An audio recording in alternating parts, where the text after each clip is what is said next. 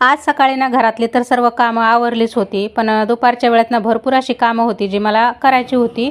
तर पालकची भाजी आणून ठेवलेली होती. म्हटलं आता ही खराब होऊन जाईल, त्यामुळे ती स्वच्छ धुवून काढली, बारीक चिरली आणि उकडण्यासाठी ठेवून दिली. आणि तोपर्यंत ना खूप जोराचा पावसाला पण सुरुवात झाली होती.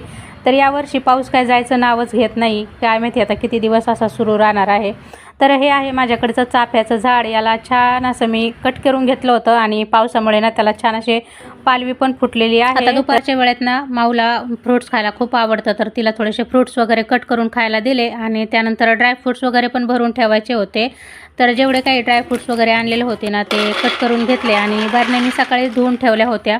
तर सर्व ड्रायफ्रुट्स मी असे या पद्धतीने बरण्यामध्ये भरून ठेवले. संध्याकाळी मग पाणी टाकून भिजवून ठेवते थोडंसं आणि सकाळी सर्वच जण मिळून संध्याकाळच्या स्वयंपाकाची तयारी थोडीफार सकाळी करून ठेवली होती. पालक वगैरे उकडून ठेवला होता, तर मग संध्याकाळची भाजी पण झटपट बनवून तयार झाली. संध्याकाळी पालक पनीर आणि चपाती असा स्वयंपाक मी बनवला होता. आणि पालकची भाजी अशी तर जास्त आमच्या घरामध्ये आवडीने नाही खात मुलं, पण पालक पनीर बनवलं किंवा पालकचे पराठे वगैरे बनवले ना तर खूप आवडीने खातात. आणि आजची जी भाजी आहे ना खूप जास्त मलाई वगैरे टाकून मी बनवली होती, तर मुलांना फारच आवडली. चला, आजचा मिनी ब्लॉग तुम्हाला कसा वाटला ते नक्की सांगा. बाय.